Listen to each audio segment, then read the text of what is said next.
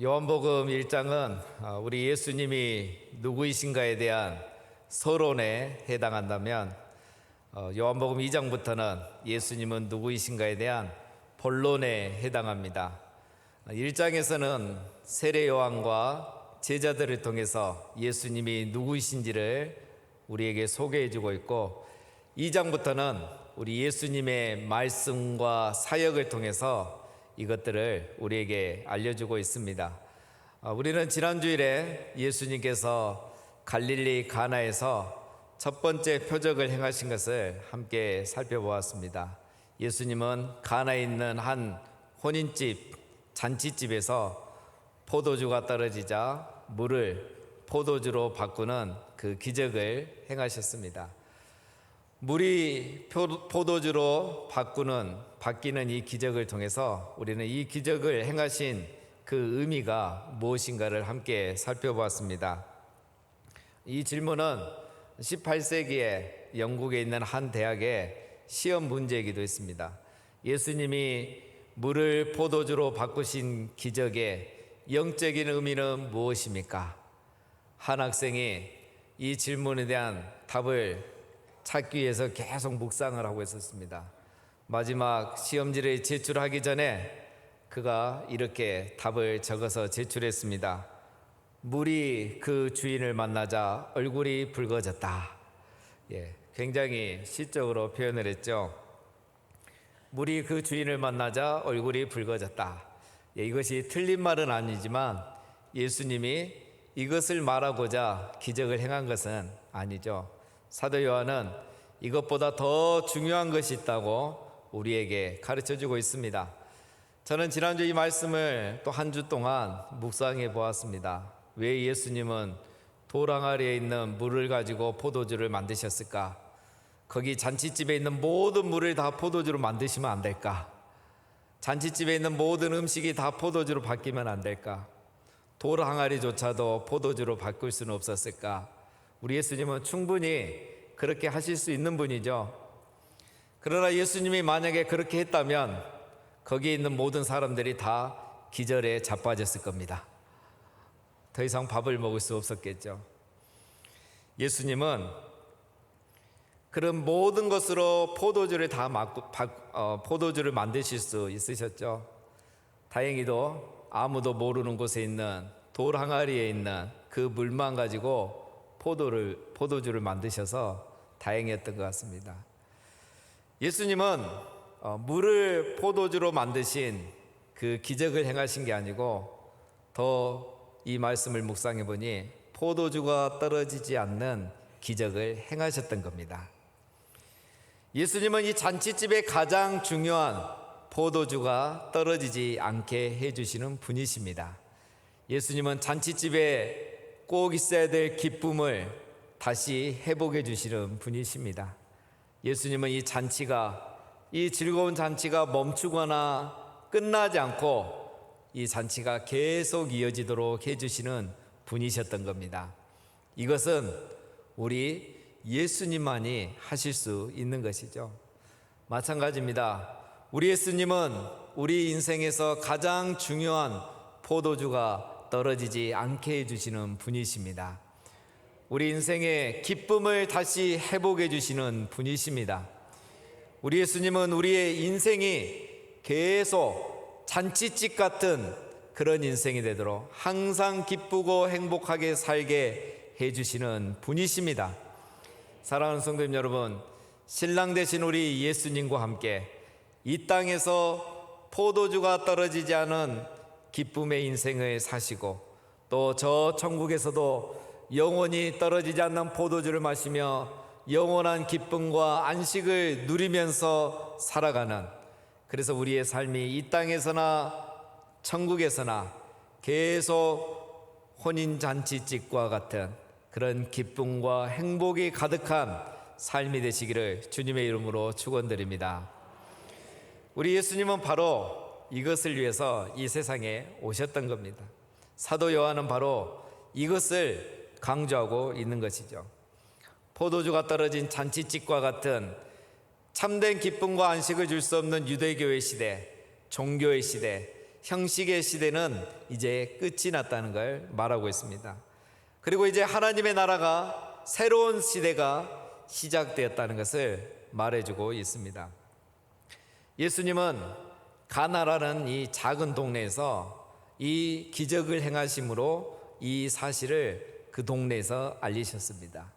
그리고 오늘은 성전에서 공식적으로 이 사실을 모든 사람에게 알려주고 있는 것입니다. 예수님은 자신이 누구이신가를 알려주기 위해서 지금 예루살렘에 오셨습니다. 그런데 이때가 마침 유월절이 가까운 때였습니다.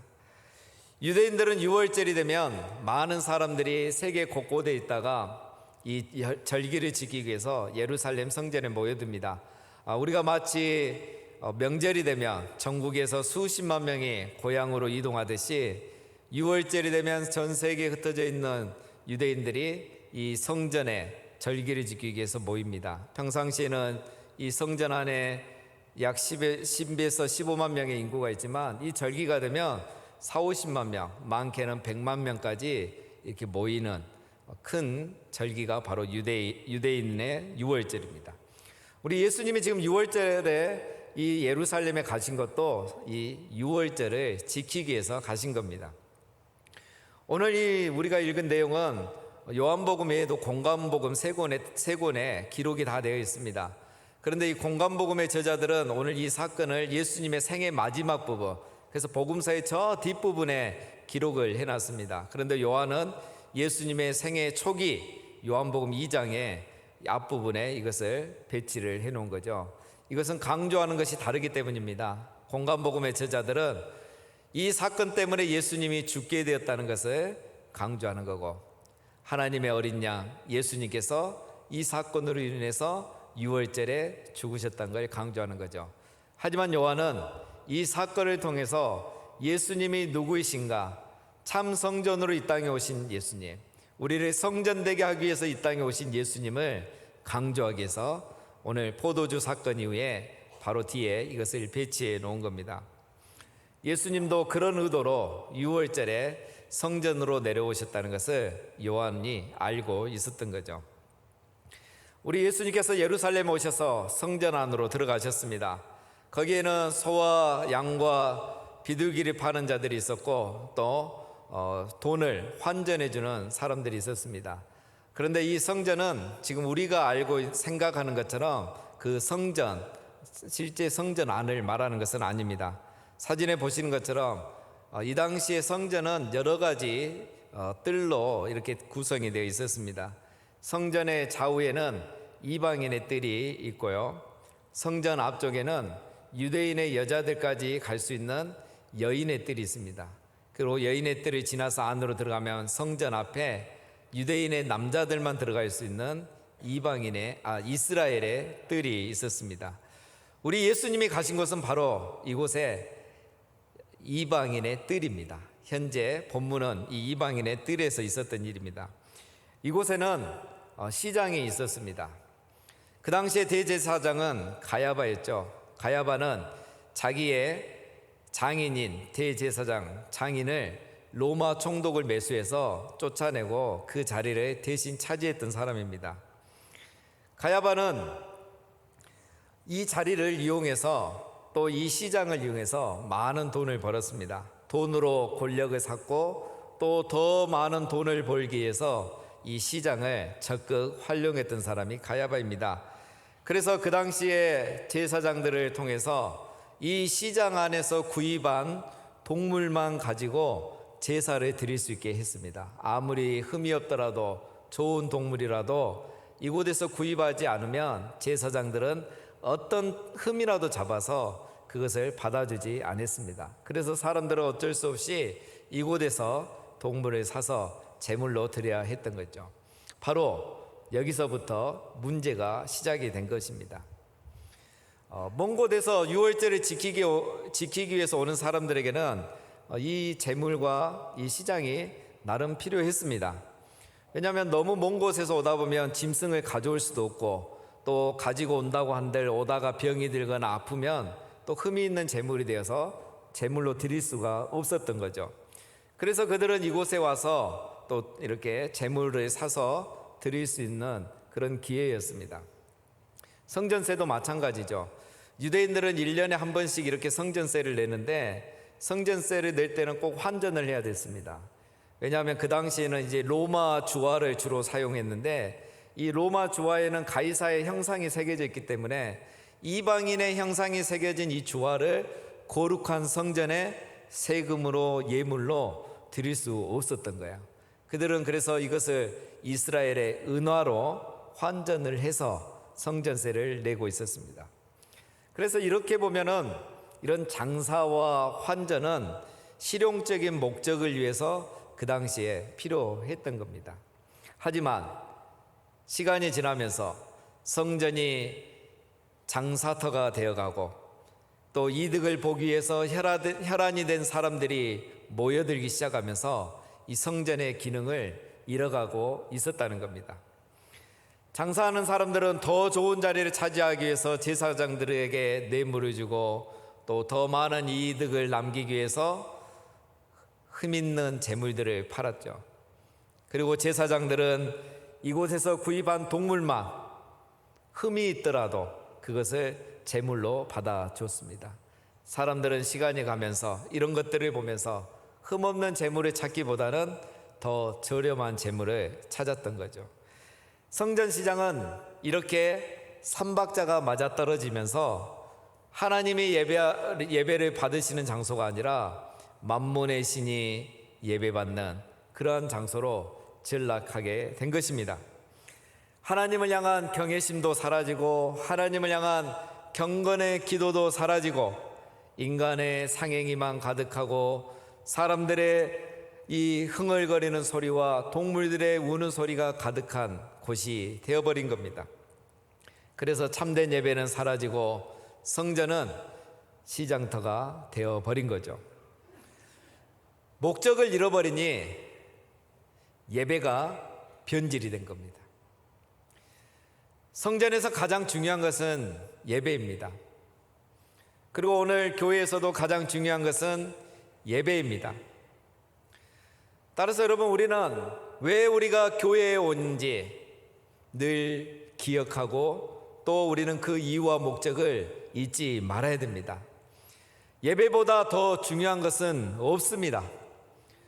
성전에서 가장 중요한 것이 예배이고 교회에서 가장 중요한 것이 예배입니다. 교회에 사람이 많이 모이게 되면 언제나 다른 생각을 갖고 있는 사람이 올 수도 있습니다. 이윤의 눈이 밝은 사람들에게는 교회만큼 또 좋은 곳이 없지 않습니까? 이런 것으로부터 교회를 지키는 길은 바로 교회의 목적을 잊지 않는 겁니다. 그리고 이런 유혹으로부터 내 자신을 지키는 길은 예배의 목적이 변질되지 않는 것입니다. 예수님께서는 성전에서 이런 성전의 목적과 예배의 본질이 변질되는 것을 보고 성전의 기능이 제대로 작동하지 않는 것을 보고 분노하셨죠. 분노하신 예수님은 노끈으로 채찍을 만드셔서 양과 소를 다 쫓아내고 환전하는 자들의 상을 다 뒤엎으시고 비둘기 파는 자들에게는 친절하게 빨리 이것을 가지고 나가라고 하셨습니다. 아마도 비둘기 파는 자들은 그 당시에 영세업자였을 겁니다. 그래서 예수님이 그들을 약간의 배려를 해주신 거죠. 예수님은 동물들의 소리에 분노하신 것이 아니라 돈에 눈먼 사람들의 흥얼거린 소리에 분노하셨고 동물들의 오염 냄새가 아니라 제사장들의 그리고 사람들의 그 탐욕의 냄새에 예수님은 분노하셨습니다. 그래서 예수님은 이렇게 말씀하십니다. 내 아버지의 집으로 장사하는 집을 만들지 말라. 마태복음에 보면 더 자세히 기록이 되어 있습니다. 내 집은 기도하는 집이라 일컬음을 받으리라 하였거늘 너희는 강도의 소굴을 만드는도다.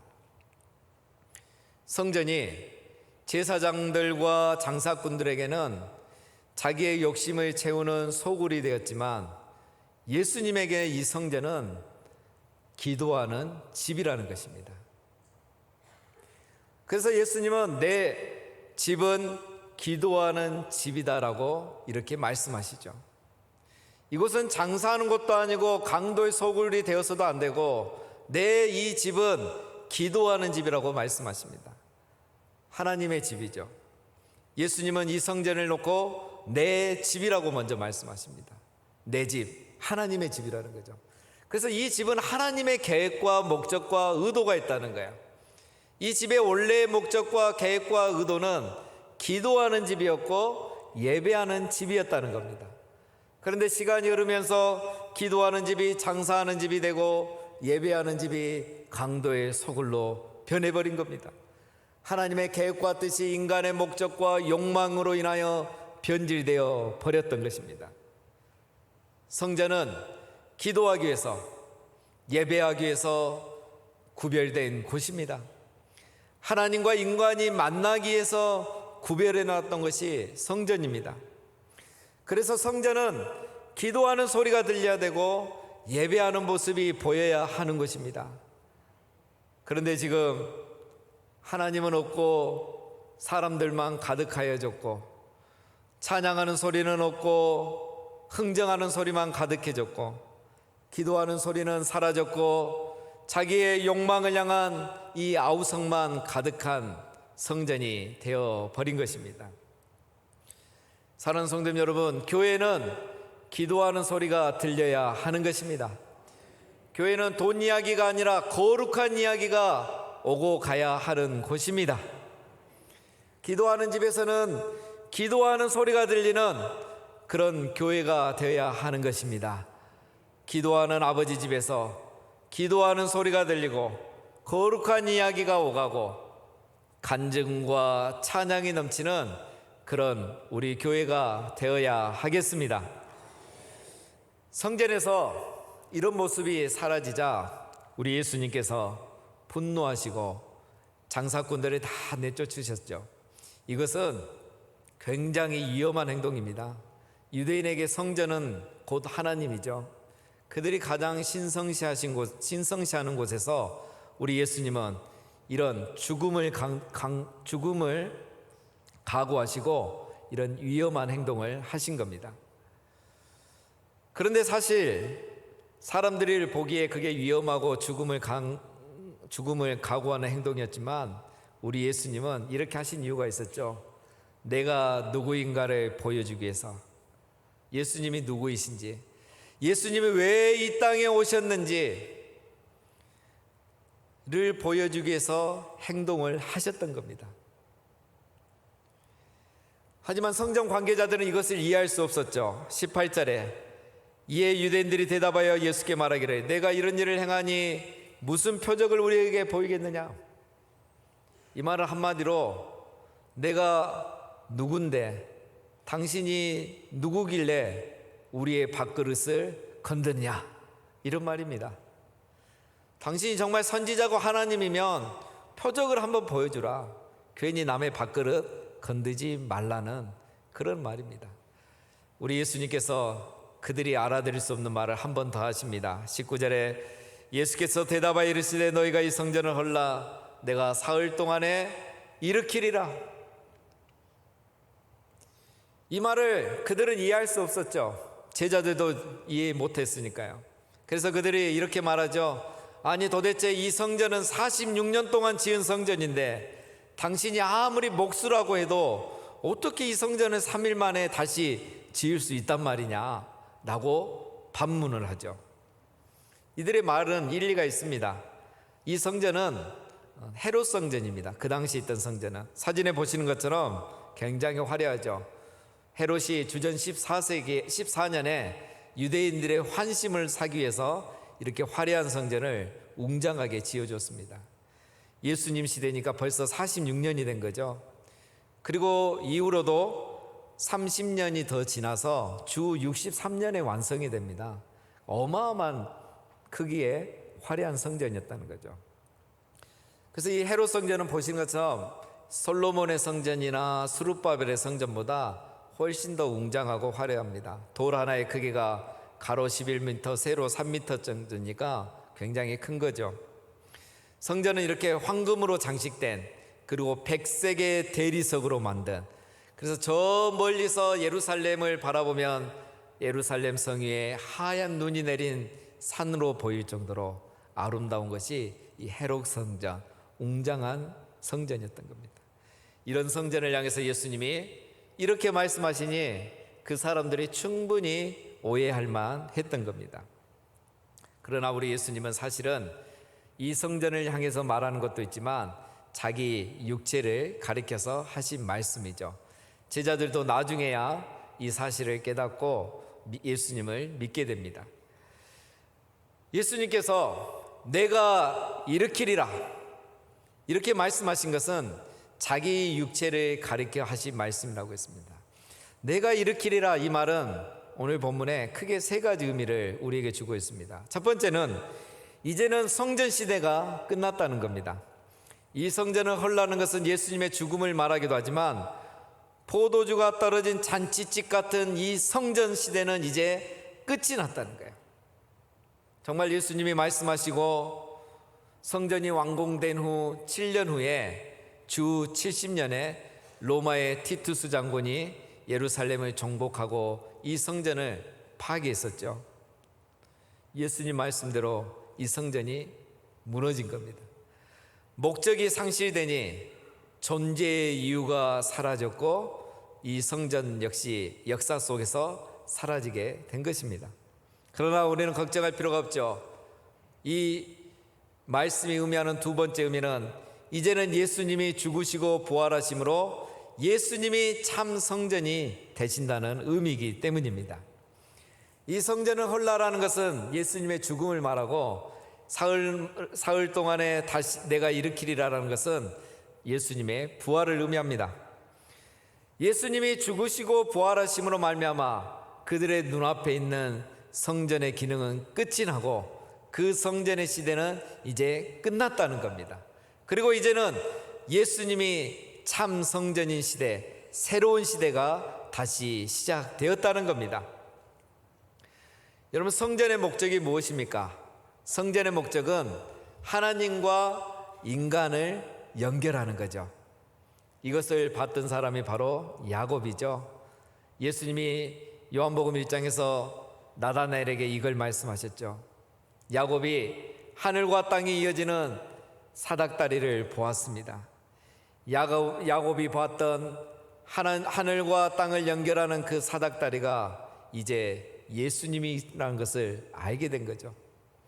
야곱이 그곳에서 하나님을 보고 이곳이 하나님의 집이다 라고 베델이라고 했는데 바로 그 하나님의 집은 예수님이시고 참 성전이신 예수님이라는 것을 오늘 보여주고 있는 겁니다. 말씀이 육신이 되신 예수님이 바로 하늘과 땅을 잇는 사닥다리이시고 하늘과 땅을 이어주는 하나님이 거하시고 임재하시는 참 성전이라는 것을 예수님이 오늘 이 사건을 통해서 보여주고 계시는 겁니다. 그래서 우리가 예수님을 통해서 하나님을 만날 수도 있고 하나님을 예배할 수도 있고 하나님 앞에 나아갈 수도 있게 된 것입니다. 마지막으로 오늘 이 말씀이 주는 세 번째 의미는 이제 우리가 하나님이 거하시는 하나님의 성전이 되었다는 사실입니다. 이제는 예수님을 믿는 우리 안에 하나님이 임재하시기 때문에 우리는 하나님의 성전이 된 것입니다. 예수님이 육신이 되어 이 땅에 오신 중요한 이유가 바로 이것입니다.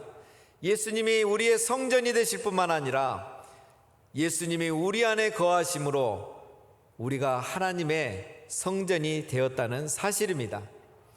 예수님이 왜 이 일을 행하셨습니까? 예수님이 이렇게 하신 이유는 성전된 우리 안에 참 예배를 회복하기 위해서입니다. 성전된 우리 안에 참 기도가 회복되게 하기 위해서입니다. 하나님과 인간을 연결해서 하나님과 인간이 다시 소통할 수 있도록 참 예배가 회복되고 기도가 회복되도록 하기 위해서 우리를 성전 삼으시고 우리 안에 임하여 주신 것입니다. 예루살렘 성전에서 참 예배를 보지 못했던 예수님은 성전된 우리 안에서 참된 예배를 보기를 원하십니다. 예루살렘 성전이 잃어버렸던 그 성전의 기능과 목적이 이제는 우리 안에서 회복되기를, 우리 안에서 일으키기를 예수님은 원하신 겁니다. 사랑하는 성도님 여러분, 우리 예수님은 우리가 성전되게 하시고 우리 안에 예배가 예배되게 하시기 위해서 이 땅에 오셨는데, 오늘 우리는 어떻습니까? 오늘 지금 우리는 예배하는 성전이십니까? 지금 우리는 기도하고 있는 성전이십니까? 형식적인 기도가 아니라 기도의 문을 열면, 기도의 입을 열면, 기도의 말을 시작하면 눈물이 앞을 가리는 그 기도가 지금 드려지고 있으십니까? 감격하면서 예배하고 계십니까? 기도의 시간이 끝난 줄도 모르고 혼자서 계속 남아서 기도해 봤던 적이 언제이십니까? 예배의 시간이 애타게 기다려졌던 것이 언제이십니까? 예루살렘 성전을 둘러보러 오셨던 예수님께서 오늘 이 시간 성전된 우리를 둘러보시기 위해서 오신다면 예수님께서 우리에게 뭐라고 말씀을 하시겠습니까? 성전의 연수를 자랑하는 저 유대인들처럼 혹시 신앙의 연수를 자랑으로 생각하고 있지는 않으십니까? 예수님이 오늘 우리를 둘러봤을 때 우리를 향해서 뭐라고 하시겠습니까? 사랑하는 성도님 여러분, 성전된 우리가 예배자가 되게 하지 못하는 것들, 기도하지 못하게 하는 것들, 우리는 그런 것들을 미련 없이 허물어 뜨려야 하는 것입니다. 그러면 우리 예수님께서 오늘 우리에게 찾아오셔서 내가 일으키리라, 예수님께서 다시 우리를 세우셔서 우리 안에 성전을 다시 회복하셔서 우리 안에 예배와 기도가 회복되고 참된 예배를 드리고 하나님이 연락하시는 기도를 드릴 수 있도록 우리를 다시 일으켜 주실 것입니다. 사랑하는 성도님 여러분, 참 성전이신 우리 예수님은 하나님이 거하시는 성전이 되기 위해서, 우리가 그 성전이 되게 하기 위해서 이 세상에 오셨습니다. 내 안에 성전되지 못하게 하는 것들, 예배가 예배되지 못하게 하는 것들, 교회가 교회되지 못하게 하는 것들, 이 모든 것들을 우리는 허물어 뜨려야 하는 것입니다. 우리는 더 이상 교회 다니는 사람이 되어서는 안 됩니다. 우리 자신이 성전이 되고 교회가 되어야 하는 것입니다. 예수님께서 이것을 위해서 이 땅에 오신 거고, 이것이 너무너무 중요하기 때문에 오늘 이 성전에서 자기의 죽음을 각오하고서 이 엄한 행동을 하셨던 겁니다. 내가 참 성전이고 너희를 성전 삼기 위해서 내가 이 땅에 왔다는 것을 우리 예수님이 오늘 보여주신 겁니다. 사랑하는 성도님 여러분, 우리 안에 성전을 성전되게 하지 못한 모든 것들을 다 내어쫓고 허물어뜨리고 우리 예수님께서 다시 우리 안에 새 일을 행하시고 우리를 일으키심으로 참으로 그리스도가 충만한 성전, 하나님의 임재가 충만한 성전, 말씀과 예배와 기도가 충만한 성전, 참 성전된 우리 모두가 다 되시기를 주님의 이름으로 축원드립니다. 기도하겠습니다.